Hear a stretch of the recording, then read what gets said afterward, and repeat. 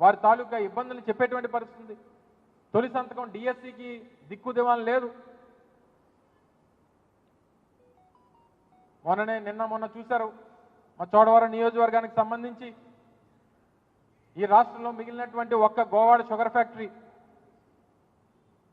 రైతులు రోడ్డెక్కి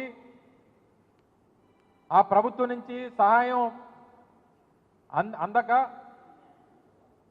ప్లాంట్ సరిగ్గా నడపలేక, ప్రభుత్వం నుంచి అందించాల్సినటువంటి పెట్టుబడి సాయం అందించక, రైతులకు ఇవ్వాల్సినటువంటి డబ్బు ఇవ్వక, కార్మికులకు ఇవ్వాల్సినటువంటి జీతాలు ఇవ్వక ఏ రకంగా రోడ్డెక్కారో రైతులు మీరందరూ కూడా చూశారు. రైతులు రోడ్డెక్కిపోయారు, యువత రోడ్డెక్కిపోయారు. ఇక చివరికి గ్రామాల్లోకి వెళ్తే మహిళలు కూడా తిరగబడేటువంటి పరిస్థితి ఈరోజు రాష్ట్రంలో కనబడతా ఉంది. ఇవన్నీ కూడా పక్కన పెడితే ఉత్తరాంధ్ర ప్రాంతం అమరావతికి 6,000 కోట్ల రూపాయలు చెప్పారు. మరి వెనుకబడినటువంటి ఉత్తరాంధ్ర పరిస్థితి ఏంటి? వెనుకబడినటువంటి రాయలసీమ పరిస్థితి ఏంటి? మరి ఈ రాష్ట్రంలో ఇంక ఉత్తరాంధ్రలో ఉన్నటువంటి జిల్లాలు, వెనుకబడినటువంటి రాయలసీమలో ఉన్నటువంటి జిల్లాలు మీకు మీ ఆంధ్రప్రదేశ్ రాష్ట్ర మ్యాప్లో లేవా అని అడుగుతా ఉన్నా ఈ ప్రభుత్వాన్ని. మీకు ఈ రాష్ట్రం అంటే అమరావతి మాత్రమేనా అని అడుగుతా ఉన్నాం. అమరావతి కోసం మీ సంపద సృష్టించుకోవడమేనా అని అడుగుతా ఉన్నాం. మీరు చెప్పినటువంటి సంపద సృష్టి అనేటువంటిది అమరావతిలో మీకోసం చేసుకుంటా ఉన్నారు తప్ప రాష్ట్రంలో ఉన్నటువంటి మిగిలిన ప్రాంతాల సంగతి ఏంటి? ఎన్నికల ముందు విశాఖపట్నం మెట్రో రైలు అన్నారు, ఉత్తరాంధ్ర సుజల స్రవంతి అన్నారు. ఈరోజు తీరా బడ్జెట్లో చూస్తే మేము తీసుకొచ్చినటువంటి పోర్టుల గురించి, మేము కట్టినటువంటి రామాయపట్నం పోర్టు గురించి, మేము కట్టినటువంటి మచిలీపట్నం పోర్టు గురించి, మేము కట్టినటువంటి మూలపేట పోర్టు గురించి, మా హయాంలో మొదలుపెట్టినటువంటి భోగాపురం ఇంటర్నేషనల్ ఎయిర్పోర్ట్ గురించి, మా హయాంలో తీసుకొచ్చినటువంటి ఇండస్ట్రియల్ కారిడార్ల గురించి మీరు గొప్పలు చెప్పుకోవడం ఏంటో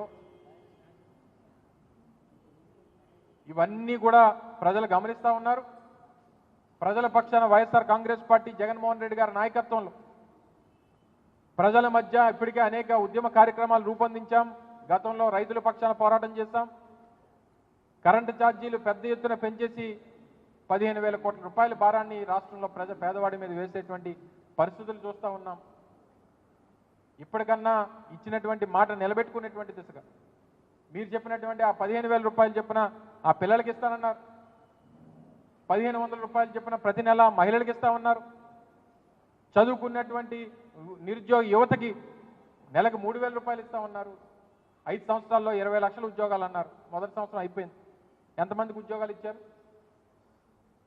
అంటే 5 సంవత్సరాలు 20 లక్షల మంది కంటే ఒక సంవత్సరానికి 4 లక్షల మంది.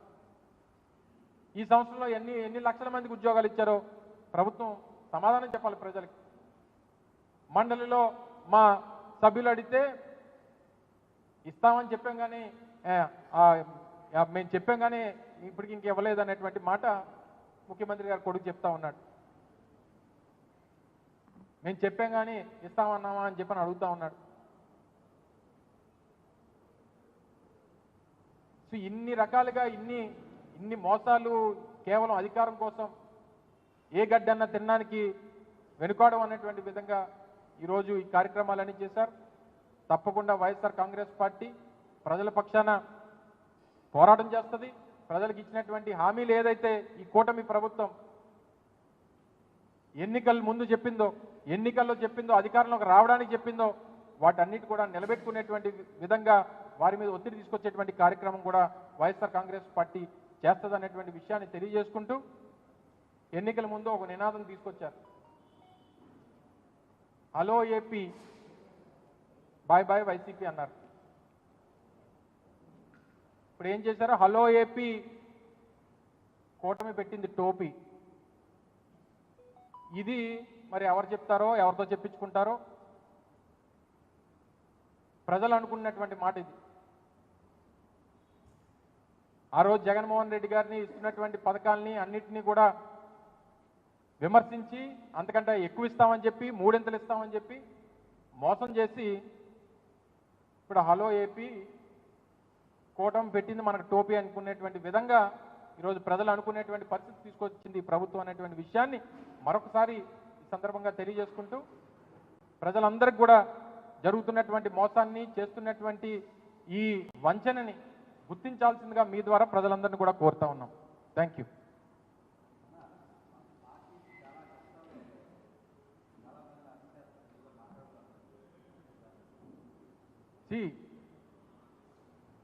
ప్రభుత్వం తాలూకా పనితీరు మీద వారి తాలూకు పరిపాలన మీద శ్రద్ధ పెడితే వీటి మీద పెద్దగా దృష్టి ఉండదు. ఇప్పుడు ఎవరిని అరెస్ట్ చేస్తారు? రేపు పొద్దున్న గట్టిగా మాట్లాడితే మాలాంటి వాళ్ళని, లేదా సోషల్ మీడియాలో ఎవరన్నా ప్రశ్నిస్తే ప్రభుత్వాన్ని విమర్శిస్తే వాళ్ళని. ఈ ప్రభుత్వం ఏదైనా వారి వైఫల్యాన్ని ఎత్తి చూపేటువంటి ఎవరినన్నా సరే మేము బెదిరించి మా రెడ్ బుక్ రాజ్యాంగాన్ని అమలు చేసి తప్పుడు కేసులు పెట్టి అరెస్ట్ చేసి వాళ్ళు నోళ్లు మూయించేటువంటి ప్రయత్నం చేసేటువంటి దిశగా ఈరోజు ప్రభుత్వం పనితీరు ఉంది.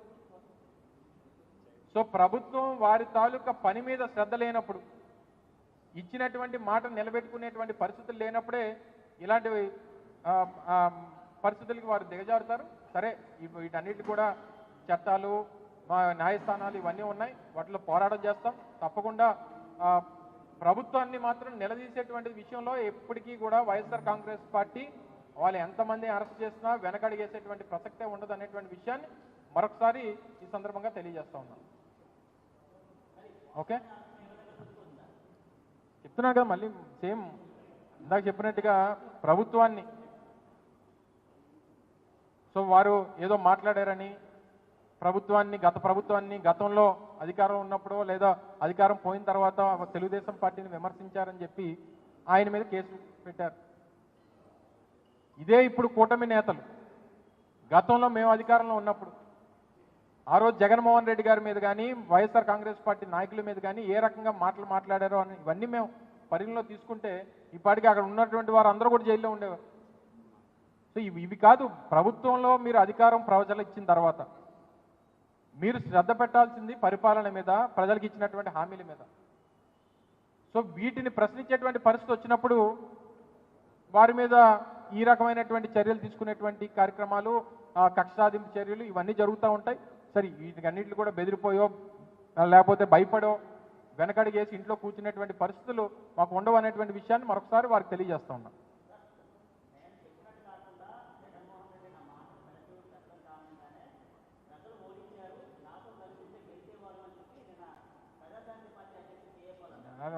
ఇక్కడ చిన్న అలాంటి విషయాలు వాటి గురించి ఏం మాట్లాడు, ఆ ఓన్లీ ఆ రీల్స్ సోషల్ మీడియా చూసుకున్న వాళ్ళకి సరదాగా ఉంటుంది తప్ప ఇక్కడ గౌరవం ఉండదు అక్కడ మాట్లాడుకోవడం.